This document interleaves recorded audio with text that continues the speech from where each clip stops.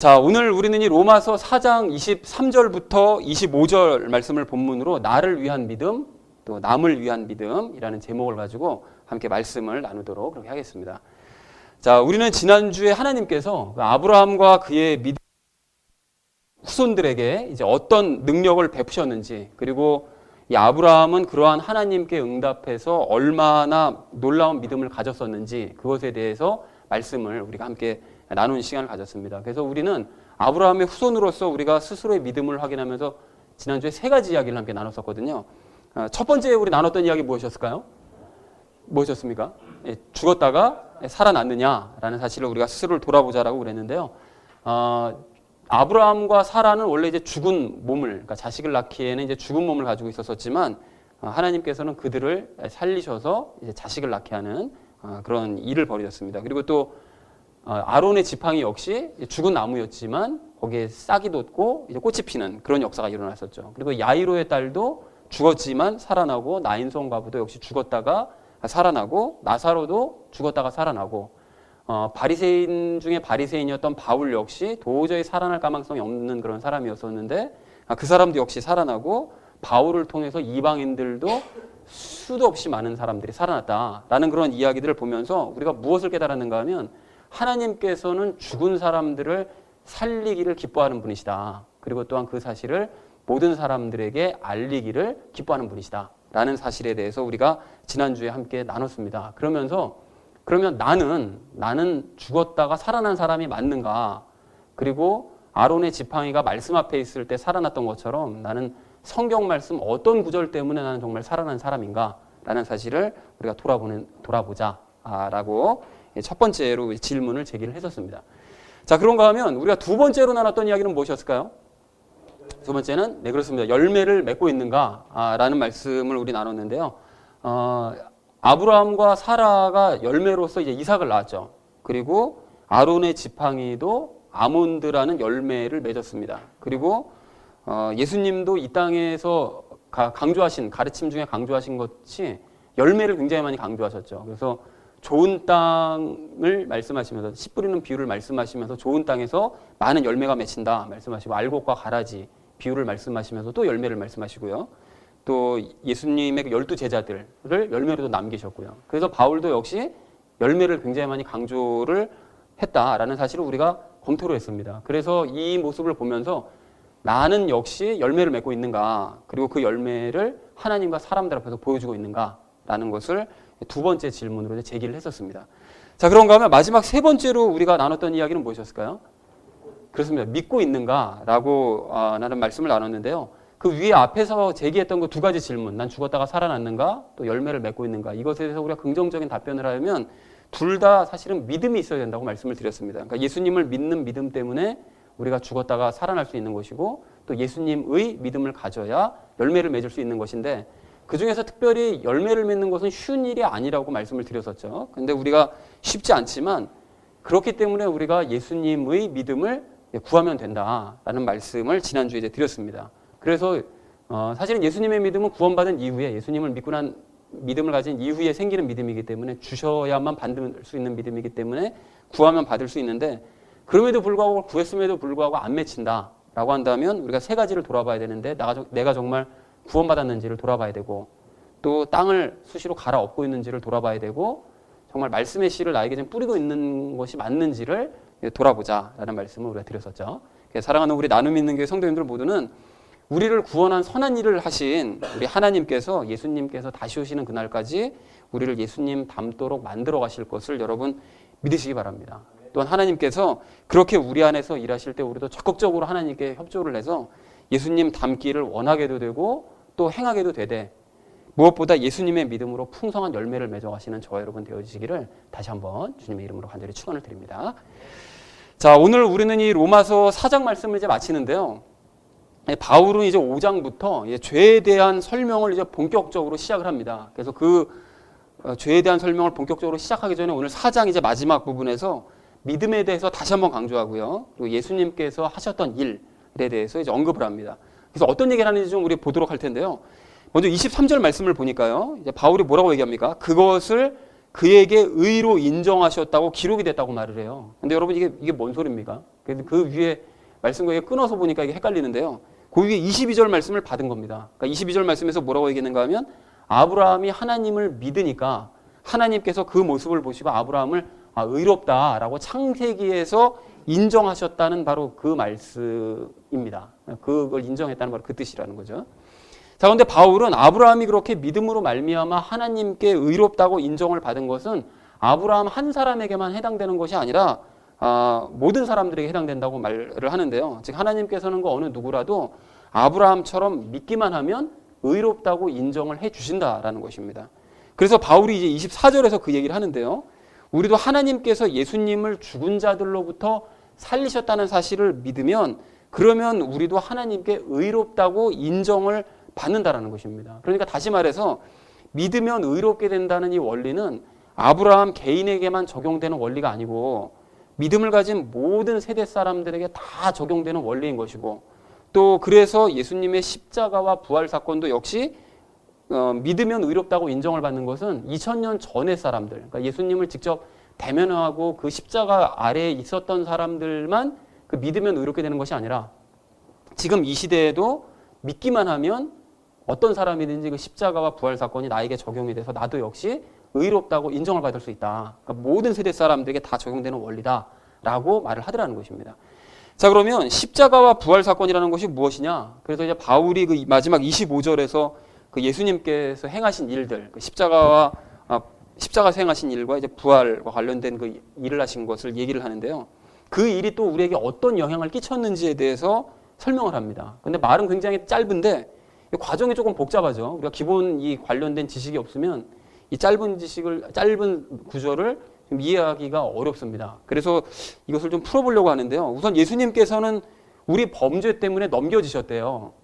그러니까 즉 구약 시대에 죄가 있는 사람을 어떻게 하죠? 죄가 있는 사람은 동물 희생 제사를 드리면 그 사람의 그 가지고 있던 죄가 없어진다라고 이제 하나님께서 이제 인정을 해주셨던 것처럼 예수님께서는 한 사람의 죄가 아닌 모든 세대의 모든 사람들의 죄를 다 사하시기 위해서 구약의 희생제물과는 비교할 수 없는 귀한 희생제물로서 십자가에 넘겨지셨다는 거죠. 희생제물로 드려지셨다는 것입니다. 자, 그리고 여기서 우리가 잠깐 생각하셔야 될 것이 그렇게 예수님의 십자가 사건을 우리가 믿으면 우리 영에 어떤 일이 일어난다고 했었습니까? 우리 영에 어떤 일이 일어나죠? 로마서 2장 29절 말씀, 마지막 말씀처럼 우리의 영과 하나 돼 있었던 이 죄된 마음이 할례를 받아서 잘려 나간다고 그랬죠. 그러면 이제 죄와 우리가 분리가 되는 거죠.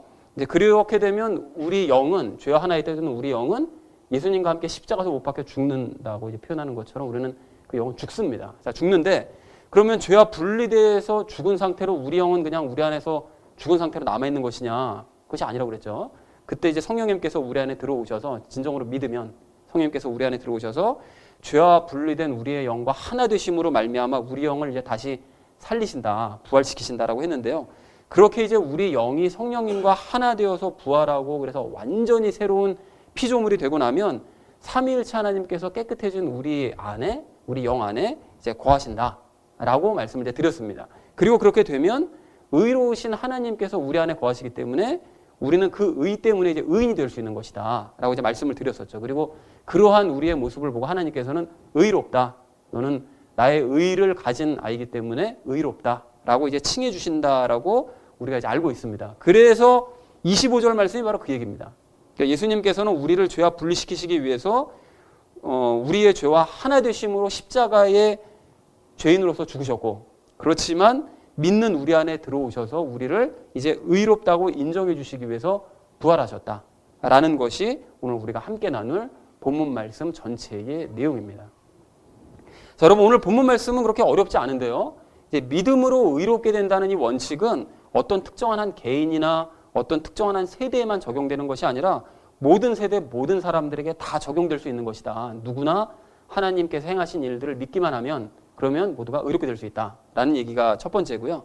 그리고 예수님은 우리를 죄와 분리시키시기 위해서 십자가에 달리셨고 그리고 우리와 연합해서 의롭다고 하시기 위해서 부활하셨다라는 말로 이제 오늘 본문 말씀을 요약해 볼 수 있다라는 것입니다. 자, 그런데 오늘 우리가 이렇게 이제 로마서 4장 말씀을 마치는데요. 그러니까 아까 전에도 말씀드렸듯이 잠깐 언급했듯이 로마서 전체가 이제 16장인데 16장이다 보니까 오늘로서 4분의 1의 분량을 이제 마치게 됩니다. 그리고 이제 5장서부터는 이제 새로운 주제, 그러니까 죄에 대한 이야기가 새롭게 시작이 되기 때문에 우리가 4장까지 달려오면서 그동안 이제 어떤 말씀들을 나눴는지 이 기회에 이제 전체적으로 한번 정리를 하고 그 다음 이야기로 이제 넘어갔으면 참 좋겠는데요. 그래서 오늘 좀 정리하는 시간을, 이제까지 배웠던 내용을 정리하는 시간을 좀 잠 가지도록 그렇게 하겠습니다. 그래서 먼저 우리가 로마서 1장 말씀을 처음 나눌 때 로마서 각 장의 그 주제가 무엇인가에 대해서 이제 요약하는 시간을 한번 가졌었고요. 그리고 초반부에서는 하나님의 아들 개념이 무엇인가에 대해서도 함께 말씀을 나눴었죠. 여러분, 하나님의 아들 개념이 뭐죠? 기억이 나시나요? 하나님의 아들이라는 것은 육신을 가진 사람 안에 하나님께서 계실 때 그런 사람을 이제 하나님의 아들이다라고 이제 표현한다고 그랬죠. 그래서 예수님께서도 육신을 가지셨지만 그 안에 하나님을 모셨기 때문에 하나님의 아들로 부르셨던 것이고, 우리도 이제 육신을 가졌지만 하나님은 우리 안에 모시고 있기 때문에 하나님의 아들이요 딸이다 라고 우리가 부름받을 수 있는 것이다 라는 얘기를 우리 그때 나눴었습니다. 처음 들어보는 얘기인 것 같은 그런 표현인데요. 하나님의 아들이라는 개념이 이제 그랬었고요. 그리고 또 예수님을 믿는 것과 예수님의 믿음은 어떻게 다른 것이냐, 이것도 설명하실 수 있으시죠? 그래서 그것도 우리가 말씀을 나눴습니다. 그리고 예수님의 믿음을 가질 때, 예수님의 믿음을 가질 때 우리는 진정한 위로를 받을 수 있다라는 말씀도 우리가 나눴었고요. 또한 예수님의 믿음을 알기 전에 행했던 그런 나의 잘못들 때문에 내 주변에 있는 사람들이 혹시 상처를 받았었다면 그 사람들에게 우리는 빚진 마음을 가지고 바른 복음을 전할 수 있어야 된다라는 얘기도 우리가 나눴었고요.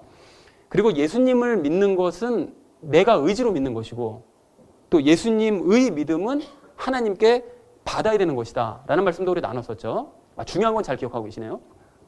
자, 근데 보통 우리는 이제 잘못 생각하고 있는 것이 예수님을 믿는 것은 하나님께 받아야 된다고 생각하고, 믿은 이후로는 내가 열심히 노력해서 믿어야 된다라고 보통 이제 알고들 많이 있는데, 사실은 그것이 정반대라고 말씀을 드렸습니다.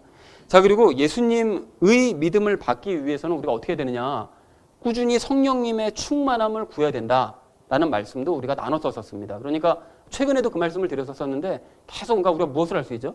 로마서 말씀을 1장서부터 4장까지 나눌 때 헷갈릴까 봐 계속해서 반복 학습을 우리도 모르게 했다는 사실을 깨달을 수가 있습니다. 자, 그리고 또한 이제 1장 말미에서 우리는 이제 불신자들의 특징에 대해서도 나눴었는데요. 불신자들의 세 가지 특징이 있다고 그랬었거든요. 이게 어떤 것이 있었었죠? 하나님을 상상으로 만들어내서, 그러니까 우상 하나님을 만들어내서 그걸 섬기면서도 자기 자신을 스스로 지혜롭게 생각한다, 불신자들에게 생각한다고 얘기했었고요. 그들은 성적으로 타락해 있다. 그러면 특별히 동성애에 대한 얘기를 우리가 나눴었고요. 그리고 하나님을 의식하지 않고 그들은 말하고 행동한다 라는 이런 세 가지 특징을 그들이 가지고 있다라고 얘기를 했습니다. 자, 그런데 바울은 그러면 왜 굳이 불신자들이 이런 특징을 가지고 있다라는 것을 왜 얘기를 했던 것이냐.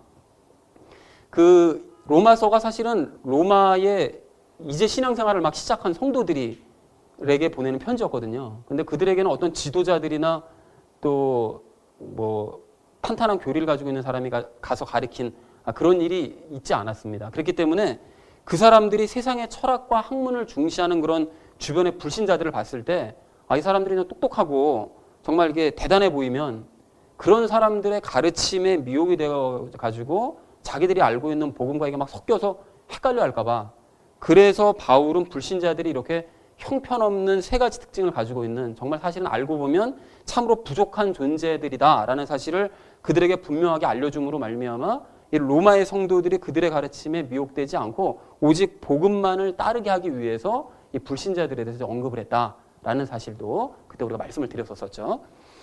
자, 그런가 하면 이제 바울은 2장에 들어와서 유대인들의 특징에 대해서도 이제 얘기를 했는데요. 유대인들은 불신자들이 가지고 있는 그 세 가지 특징을 그대로 가지고 있다라고 얘기를 했습니다. 그리고 그뿐만이 아니라 유대인들은 스스로를 선민이라고 생각하면서 다른 민족들을 우습게 여겼는데요. 그래서 그것 때문에 예수님께서 계셨던 2000년 전서부터 지난 2000년 기간 동안 유럽 내에서도 계속 핍박받았던 이유가 바로 그것이었습니다. 자기들은 선민이고 너희는 우스운 이방인들이다. 그러니까 이런 되지도 않는 이런 자존심을 가지고 있어서 그들이 핍박을 받았던 것인데요. 그들은 그렇게 다른 민족들을 우습게 알았지만 사실은 그들이 말씀에 우선적인 관심을 가지고 하나님의 말씀을 지키려고 한 것이 아니라 그냥 오직 복을 받기 위해서 하나님의 말씀을 자기 노력으로 억지로 지키려고 한 사람들이었기 때문에 그들은 처음 시작서부터 사실은 선민이었던 적이 없는 사람들이라고 그랬습니다. 그래서 유대인들은 이방인들보다 사실은 하나님을 조금 더 먼저 알고 있었던 백성들일 뿐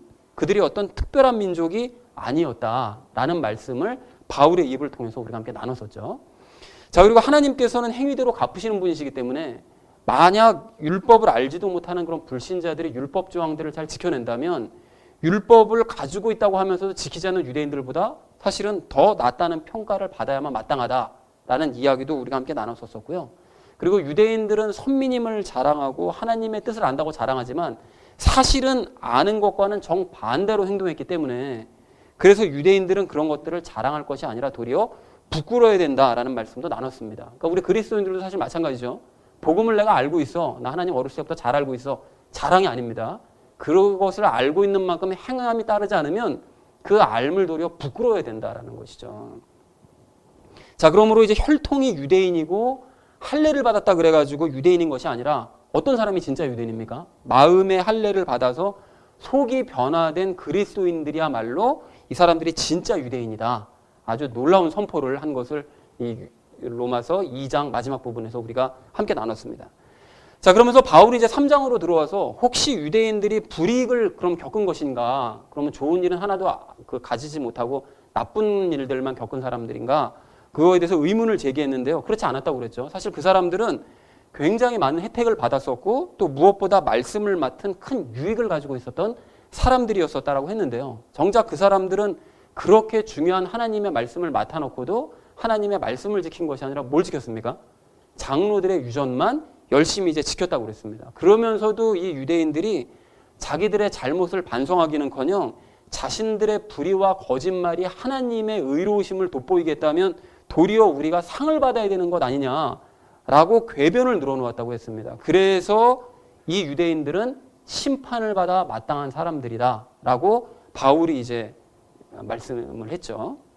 자, 그렇다면 바울이 왜 이렇게 불신자들의 경우보다 훨씬 더 많은 분량을 할애해서 유대인들의 잘못에 대해서 이렇게 언급을 했던 것이냐. 이것도 역시 이제 신앙생활을 막 시작한 그런 로마의 성도들이 하나님을 오래 섬겼다고 하는 그런 유대인들을 보면 이 사람들은 하나님을 오래 섬겼으니까 하나님을 더 잘 알겠지. 뭔가 배울 점이 있겠지라고 오해해서 그 사람들을 혹시 높이거나 그 사람들에게 뭔가 가르침을 받을까 봐 유대인들의 실체가 어떻다라는 사실을 분명하게 알림으로써 그들의 가르침은 절대로 받아들여서는 안 된다라는 사실을 알려주기 위해서 이렇게 유대인들의 잘못들을 긴 절에 걸쳐서 이제 언급을 했던 것이었습니다. 자, 그래서 바울은 그리스도인들이 이 불신자들이나 유대인들의 이러한 가르침들을 이제 배격을 하고 대신 반드시 알아야 될 이제 신앙생활의 가장 중요한 기초 원리에 대해서 이제 제시를 했는데요. 그 기초 원리가 무엇이었을까요? 그것이 바로 믿음입니다. 믿음. 가장 가져야 될 가장 중요한 것이 이제 믿음이다. 그래서 바울이 3장 중반 이하에서 이제 믿음에 대해서 말을 하기 시작하는데요.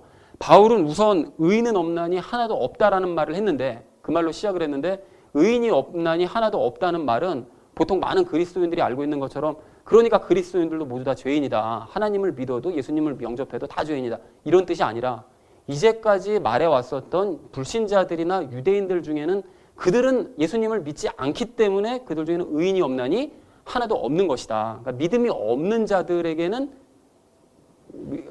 모두 죄인이다. 의인이 있을 수가 없다라는 말을 한 것이라고 했습니다. 그리고 율법 아래에 있는 그런 사람들은 자신의 죄만 깨달아서 늘 죄인임을 면할 수 없지만 예수님을 믿는 사람들은 차별 없이 하나님의 의를 전가받아서 모두가 다 의롭게 된 의인들이다 라고 선포를 했다라는 것을 우리가 또 한번 확인을 했습니다. 자, 그리고 또한 이제 믿음과 관련된 기본적인 개념들인 구속이란 단어가 무엇을 뜻하는지, 그리고 피를 믿는 믿음, 그것이 도대체 무엇을 뜻하는지도 우리가 함께 말씀을 나눴었고요. 그리고 믿음이 중요하다고 해서 율법이나 행함이 중요하지 않다는 것은 절대로 아니다. 율법이나 행함이나 모든 것이 다 중요하고 지켜야 되는 것은 맞지만 그 다음이 정말 중요한데 그것을 내 힘으로 지켜보려고 하면 그게 바로 죄다.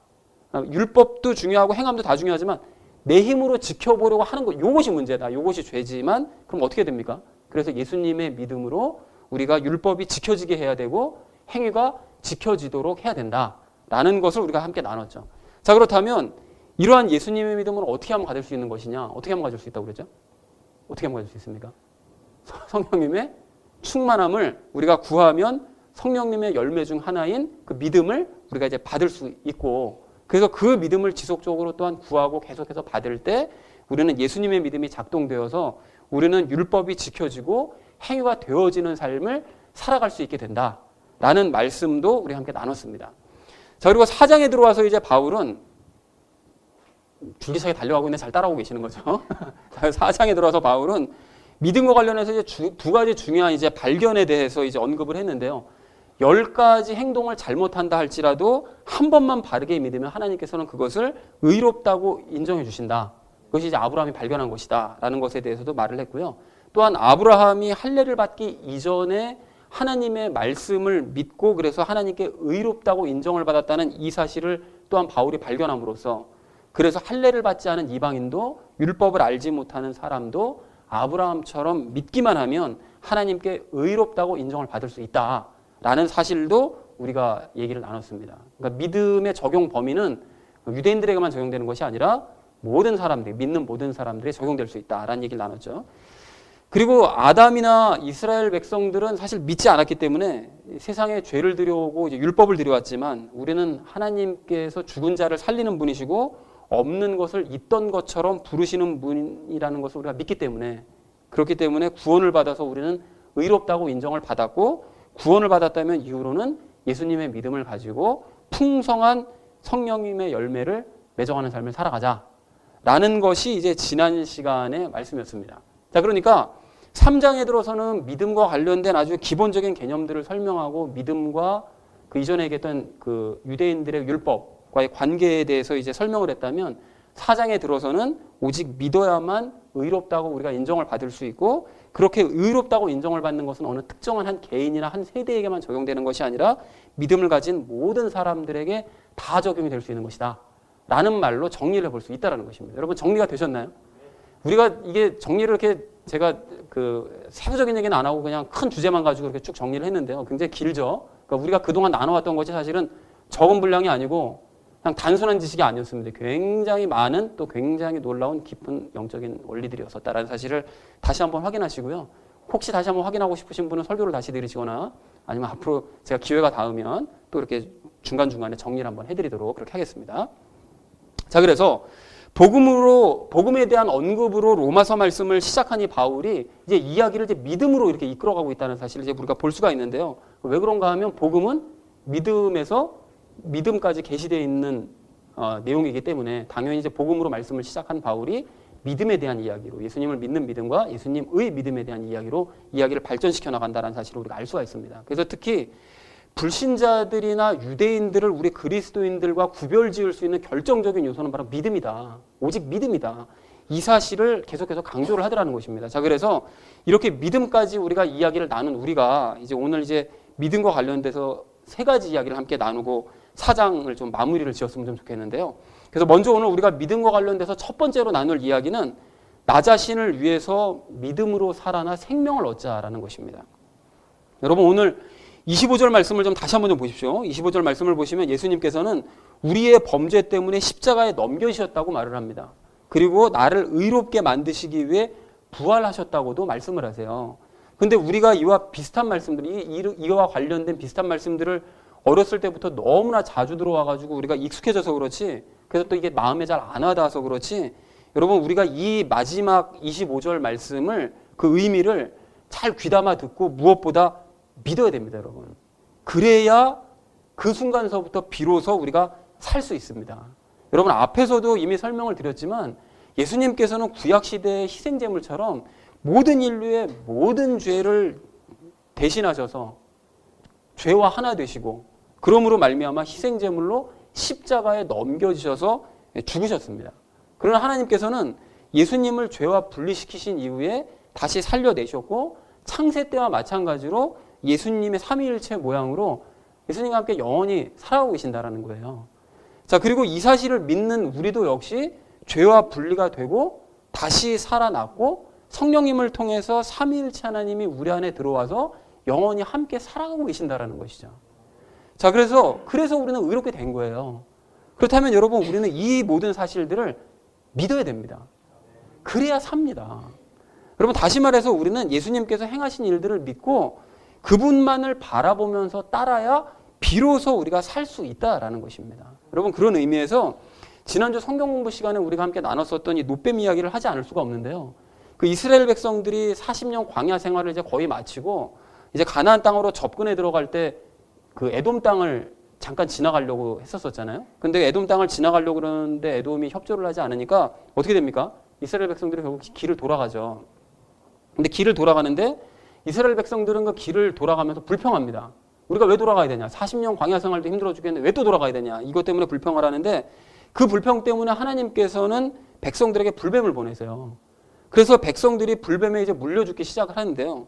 그러자 사람들이 이제 모세에게 달려와서 자신들의 잘못을 반성하면서 이제 하나님께 이제 불뱀을 없애게 해달라고 그냥 간청을 합니다.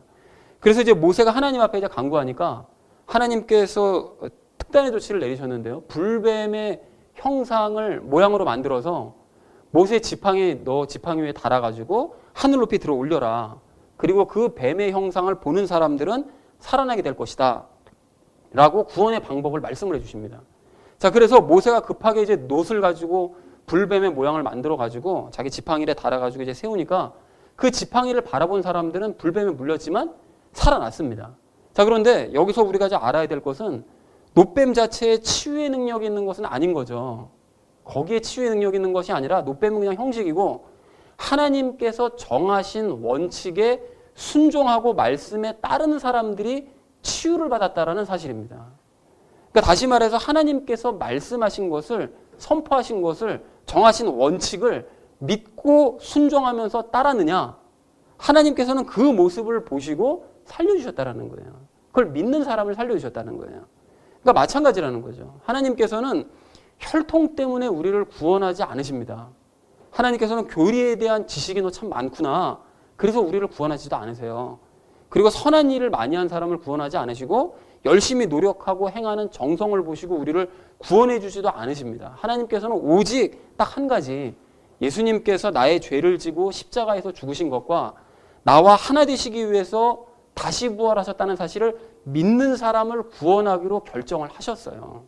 그 시스템을, 그 원칙을 만들어 두셨다는 거죠. 즉 하나님께서 정하신 원칙에 순종해서 놋뱀을 바라본 사람들이 살아났던 것처럼 마찬가지로 이제 예수님을 통해서 정하신 원칙에 순종해서 그 말씀대로 예수님을 바라보는 사람들을 살려내기로 하나님께서는 결정을 하셨다는 것입니다. 자, 그러니까 여러분 어떤 사람이 나는 예수님께서 뭐 우리의 죄를 위해서 죽고 무슨 뭐 우리와 살기 위해서 다시 사는 이게 도대체 논리적으로 이해가 되지 않아서 믿고 싶지도 않아. 그러니까 나는 대신 나는 교리를 많이 하니까 나는 구원받을 거야 라고 주장을 한다든지 아니면 나는 선한 일을 많이 했으니까 하나님께서 나를 구원해 주셔야 돼. 그리고 나는 일평생 열심히 행하고 노력하는 그런 뭐 정성을 보여드렸으니까 하나님이 나를 구원해 주실 거야. 나는 하나님 믿진 않지만 다른 종교를 통해서 열심히 살아왔고 그리고 최선을 다해서 선을 행했으니까 나는 천국에 가게 될 거야. 그리고 나는 유대인 혈통이니까 당연히 천국 갈 거야. 여러분 이런 주장들을 한다면 이런 사람들 모두 어떻게 될까요? 다 죽습니다. 다 죽는 거예요. 그냥 불뱀에 물린 상태로 그냥 죽어버리는 거예요.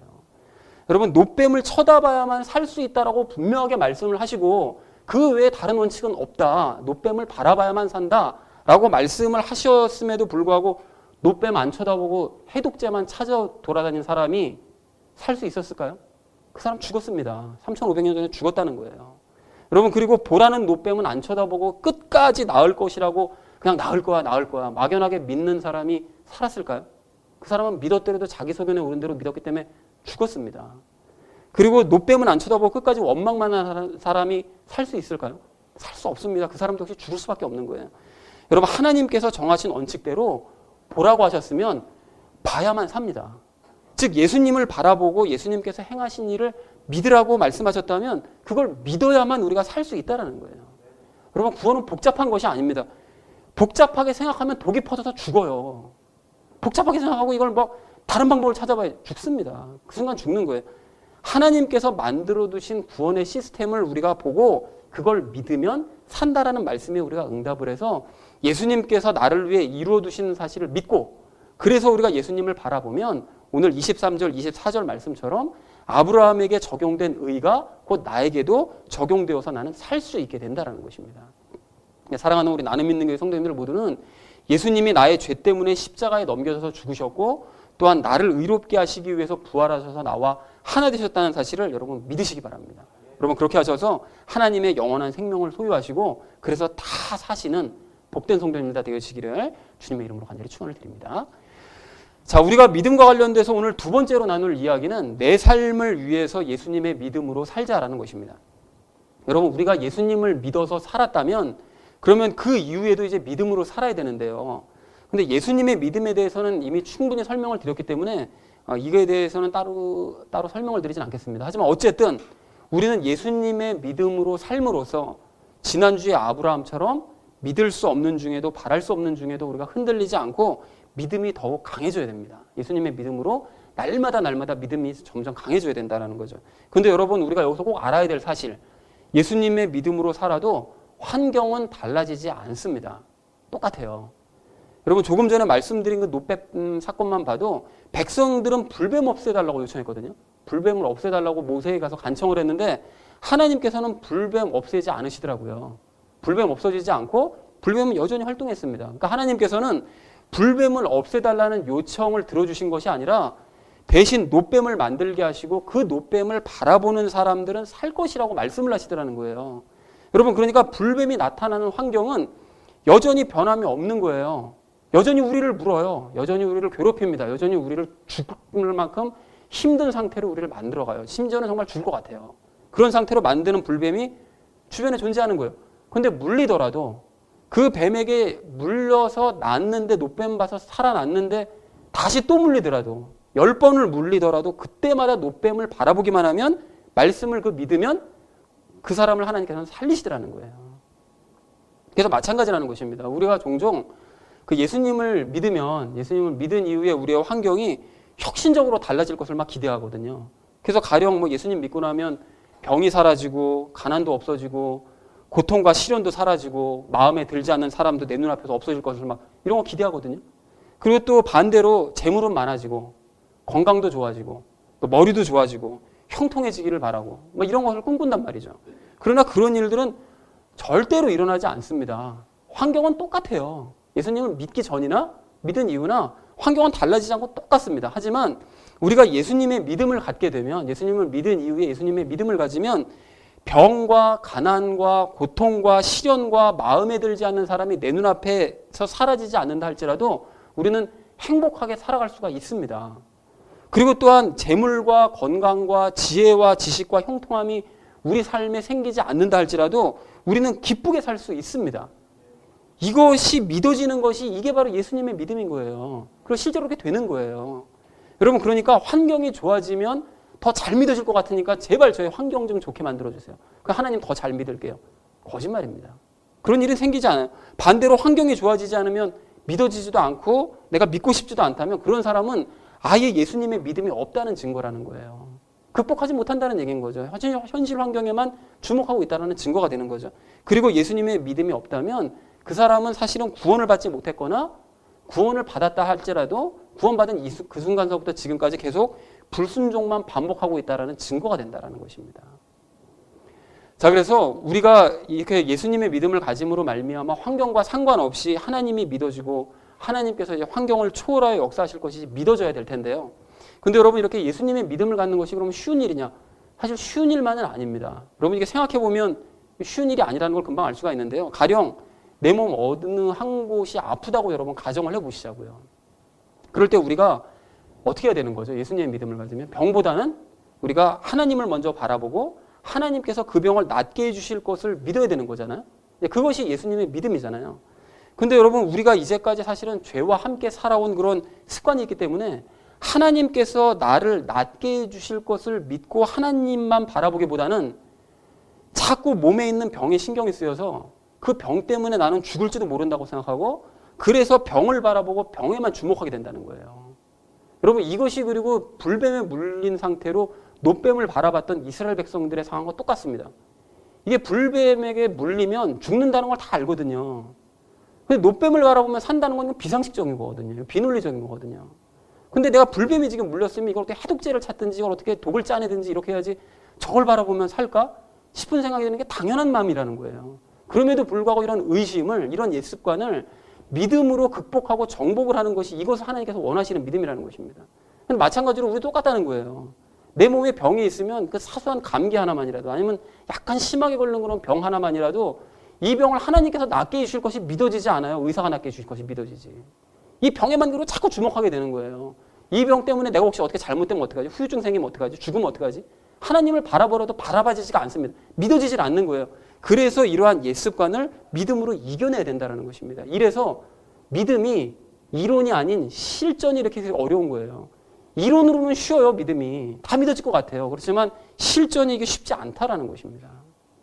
그리고 여러분 마찬가지로 경제적인 어려움이 생겼다고 여러분 한번 생각해 보십시오. 이럴 때도 역시 우리는 하나님을 먼저 바라보고 하나님께서 이 경제적인 문제를 해결해 주실 것을 믿어야 되는데요. 그런데 이건 역시 우리가 이제까지 살아온 습관이 있기 때문에 이제 망했다는 최악의 생각만 자꾸 드는 거예요. 이제 이대로 가면 나 망한다. 우리 집안은 망한다. 이 생각만 드는 거죠. 그래서 자꾸 돈만 바라보고 돈에만 주목하게 된다는 것입니다. 쪼들리는 상황을 초월해서 하나님을 먼저 바라보고 또 하나님께서 해결해 주실 것을 믿으면 틀림없이 그 쪼들리는 환경을 넘어서는 평안을 나에게 주시고 그 문제를 100% 하나님께서 해결해 주시는 게 맞는데 하나님을 바라보면 하나님께서 해결해 주실 것이 분명히 맞는데 그렇게 하나님을 먼저 바라보고 하나님께서 해결해 주실 것을 믿는 것이 이게 잘 안 된다는 거예요. 이게 현실이라는 것이죠. 여러분 그래서 예수님의 믿음을 갖는다는 것이 결코 쉬운 일이 아니라는 것입니다.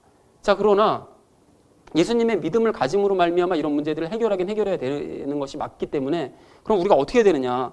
그래서 우리에게 기쁜 소식이 있죠.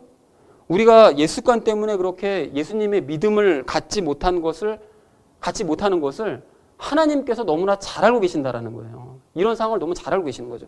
그래서 하나님께서 장치를 마련을 해 두셨는데요. 그 장치가 뭘까요? 그 장치가 뭘 것 같으세요? 기도입니다. 기도. 그 장치가. 여러분 우리가 예수님의 믿음을 가져야 마땅하지만 그 예수님의 믿음이 생기지 않을 때 우리가 예수님의 믿음을 가지게 해달라고 기도로 구하면 하나님께서 그 믿음을 주신다라는 거예요. 생기지 않는 그 믿음을 하나님께서 주신다라는 거예요. 그러니까 예수님의 믿음은 우리가 가져야만 하는 것이 아니라 구해야만 받을 수 있는 것이라고 지난 시간에도 말씀을 드렸었죠. 그러니까 우리가 구하면 된다는 것입니다. 어렵게 생각할 것이 아니라 이게 왜 안 믿어지지? 이게 왜 자꾸 돈만 바라보게 되지? 이게 왜 안 믿어지지? 여러분 하실 것이 아니라 구하면 됩니다. 믿음을 달라고 구하시면 된다는 거예요.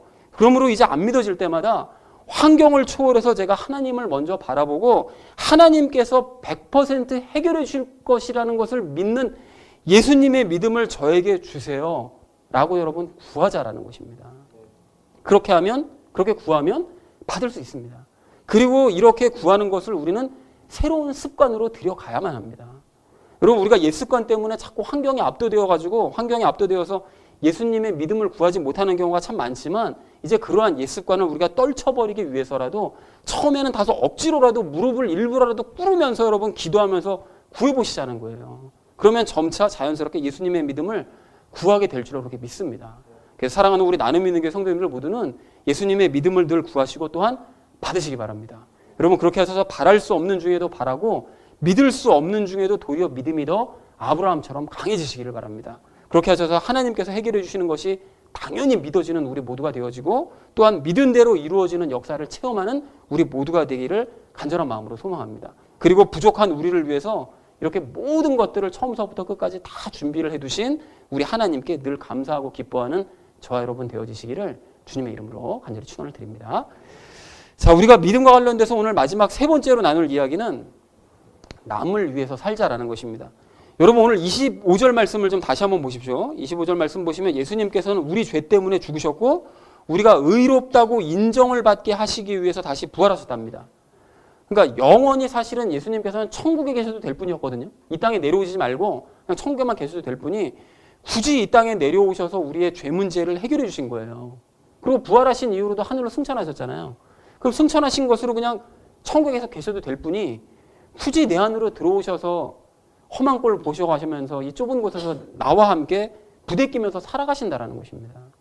그래서 제가 언젠가도 말씀드렸던 것처럼 예수님께서는 이렇게 당신 자신을 위해서 사시는 것이 아니라 철저하게 남을 위해 우리를 위해 사시더라는 것이죠. 여러분 예수님께서 하신 일을 보시면 당신의 죄가 아닌 우리 죄 때문에 죽으신 거잖아요. 그리고 당신이 아닌 나를 의롭게 하시기 위해서 나와 함께 사신다라는 것이죠. 그렇다면 우리도 역시 이렇게 남을 위해서 살아가야 마땅하다라는 것입니다. 왜 그렇습니까? 우리는 예수님을 닮아가는 사람이고 또 예수님의 제자니까요. 당연히 그 모습으로 살아가야 된다는 것입니다. 자, 여러분 그래서 그런 의미에서 이제 오늘 우리가 좀 주목해야 될 구절이 있는데요. 요한복음 16장 23절, 24절 말씀을 좀 주목할 필요가 있습니다. 여러분 제가 읽어드릴 테니까 한번 들어보십시오. 진실로 진실로 내가 너희에게 이르노니 너희가 무엇이든지 내 이름으로 아버지께 구하면 그분께서 그것을 너희에게 주시리라. 지금까지는 너희가 내 이름으로 아무것도 구하지 아니하였으나 구하라. 그리하면 너희가 받으리니 이로써 너희 기쁨이 충만하리라. 이렇게 말씀하세요. 근데 여러분 이 구절이 성경에 수없이 많은 의문 구절들 중에 하나입니다. 왜 그럴까요? 이게 예수님의 이름으로 무엇이든지 구하면 아버지께서 분명히 주실 것이라고 말씀을 하셨는데 진실로 진실로라고 말씀하시잖아요. 그럼 진실로 주셔야죠. 그런데 이 구하면 안 주시더라는 거예요. 분명히 주시겠다고 말씀을 하셨으니까 몇 번을 강조하셨으니까 주셔야 맞을 것 같은데도 구해도 안 주시니 왜 이렇게 말씀하셨는지 의문이 생기는 구절이라는 것입니다. 자, 여러분 그렇다면 정말 왜 안 주시는 것이냐? 왜 안 주실까요? 여러분 지난주 제가 은혜 나누기 삶에도 썼던 요한복음 15장 7절 말씀에 정답이 있는데요. 너희가 내 안에 거하고 내 말들이 너희 안에 거하면 너희가 원하는 바를 구하라. 그러면 그것이 너희에게 이루어지리라. 이렇게 말씀하세요. 그러니까 예수님께서는 전제 조건을 다셨는데 너희가 내 안에 거해야 한다라고 말씀하시더라는 거예요. 또한 예수님의 말씀도 내 안에 있어야 된다라고 말씀하시더라는 거예요. 그러니까 우리가 예수님의 말씀들을 마음 안에 담고 그리고 예수님 안에 거해서 예수님과 같은 삶을 살게 되면 이게 전제입니다. 이게 포인트예요. 예수님 안에 거해서 예수님처럼 우리가 살게 되면 그러면 우리가 원하는 바가 이루어질 것이다 라고 말씀을 하시더라는 거예요. 그런데 예수님께서 어떻게 사셨었다고요? 당신 자신을 위해 사신 것이 아니라 방금 말씀드렸듯이 철저하게 남을 위해 사시더라는 거예요. 그러니까 여러분 당신이 아닌 남의 병을 고치시기 위해서 남의 죄를 없애기 위해서 남을 살리기 위해서 끊임없이 남을 위해서만 사셨다는 것이죠. 그러니까 예수님께서 요한복음 15장 16장에서 이렇게 당신의 이름으로 무엇이든지 구하면 받을 수 있다라고 말씀하신 그 말씀은 나 스스로를 위해서 구하면 다 주겠다라고 말씀하신 의미가 아니라 예수님처럼 살아서 남을 위해서 무엇이든지 구하면 이라는 전제 조건이 깔려있는 말씀이라는 것입니다. 남을 위해서 너희가 살면 나처럼 그렇게 살면 다 주겠다. 그렇게 남을 위해서 구하되 예수님의 이름으로 하나님께 구하면 하나님께서 다 이루어주신다는 거예요.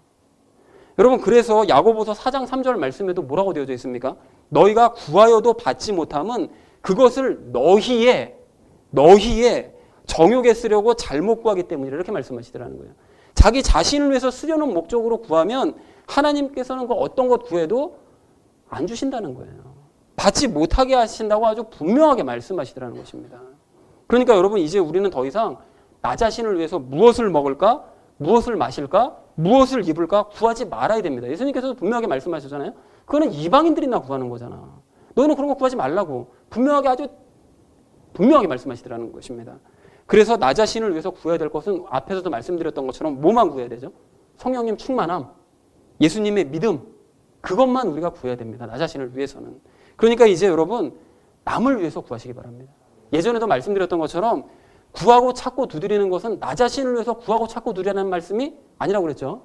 남을 위해서 구하고 찾고 두드려야 된다라고 말씀을 드렸습니다. 그럴 때 주시고 찾고 열린다라고 말씀을 하시더라는 거예요. 그러면 내 기도는 어떻게 되는 거예요? 나는 그럼 누가 돌봐줍니까? 그럼 남이 나를 위해서 기도를 해주면 되죠. 그러니까 관계도 중요한 거예요. 자, 그러니까 이제 더 이상 하나님과 남들이 왜 나에게 관심을 가져주지 않는가를 원망하지 말고 나는 하나님과 남에게 그동안 얼마나 많은 관심을 가졌었는지를 여러분 돌아보셔야 됩니다. 왜 하나님은 나 안 봐주지? 저 사람은 왜 나 신경 안 쓰지? 나는 신경 썼나요? 나는 하나님이라 관심이나 있었어요? 전혀 관심도 없으면 왜 나는 안 돌봐주지? 그리고 마찬가지로 교회가 나에게 관심 가져주기만을 바랄 것이 아니라 나는 그럼 교회에 얼마나 많은 관심을 가지고 있었었는지를 돌아봐야 된다는 것입니다. 그리고 내가 남에게 관심이 없고 그렇게 교회 일에 관심이 없고 하나님께 관심이 없으면서 남은 나에게 관심 가져줘야 되고 교회도 나에게 관심 가져줘야 되고 하나님도 나에게 관심 가져줘야 된다고 생각을 한다면 그것이야말로 이게 얼마나 이기적인 태도냐는 거예요. 사랑하는 우리 나눔 있는 교회 성도님들 모두는 성령님 충만함을 구하셔서 예수님의 믿음을 받으시고 그 믿음으로 무엇이든지 남을 위해서 구하고 찾고 두드리시기 바랍니다. 여러분 그렇게 하시면 요한복음 15장 16장의 말씀이 놀랍게 이루어지는 것을 체험하실 수 있게 될 줄 믿습니다.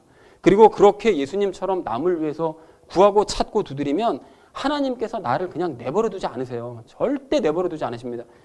그의 나라와 그의 의를 먼저 구한 그런 나에게 필요한 모든 것들을 더해 주신다라는 것입니다. 그러나 이걸 목적으로만 기도하려는 사람들은 당연히 이스라엘 백성들과 똑같은 사람들이기 때문에 당연히 아무것도 안 이루어 주시겠죠. 자, 그래서 예수님처럼 남을 위한 삶을 사심으로 여러분 이곳을 하나님의 나라로 만드시고 또 그 하나님의 나라를 계속해서 확장해 가시는 저와 여러분 되어주시기를 주님의 이름으로 간절히 축원을 드립니다. 자, 이제 말씀을 정리합니다. 로마서 4장까지를 정리하고 이제 믿음에 대해서 이야기를 나눈 우리 모두는 이제 더 이상 믿음을 머리에 지식으로만 알려고 하지 마시고 진짜 믿음을 갖게 되시기를 간절히 소망합니다. 여러분 믿지 않고 내 지식과 방법으로 문제를 해결해 보려다가 그것이 안 되면 예수님 원망하고 그래서 문제가 더 꼬여 돌아가는 이런 힘든 삶을 그 반복되는 삶을 이제 우리가 더 이상 살아서는 안 됩니다. 여러분 그건 믿음의 삶이 아닙니다. 여러분 그렇다면 어떻게 됩니까? 일단 성령님 세례를 구하고 예수님을 믿어서 구원부터 받으셔야죠. 당연히 이건 전제 조건입니다. 영이 살고 의롭다고 인정부터 받아야 된다는 것입니다. 그리고 그렇게 성령님 세례를 받았다면 이후로는 성령님 충만함을 구하고 예수님의 믿음을 받아서 예수님의 믿음으로 살아가야 됩니다. 여러분 그래서 더 이상 자신을 위한 삶을 살지 말고 예수님처럼 남을 위한 삶을 살아야 됩니다. 서로가 서로를 위해서 살아가야 된다는 거죠. 그리하여 말씀대로 이루어지는 놀라운 역사를 체험하시고 또 필요한 모든 것들을 더해주시는 하나님의 따뜻한 손길까지 체험을 해야 된다는 것입니다. 그래서 믿음으로 이 모든 일들을 함께 체험하시고 그래서 우리가 서 있는 이 하나님의 나라를 함께 확장해 가시는 저 여러분 되어주시기를 주님의 이름으로 간절히 축원을 드립니다. 우리 함께 기도하겠습니다.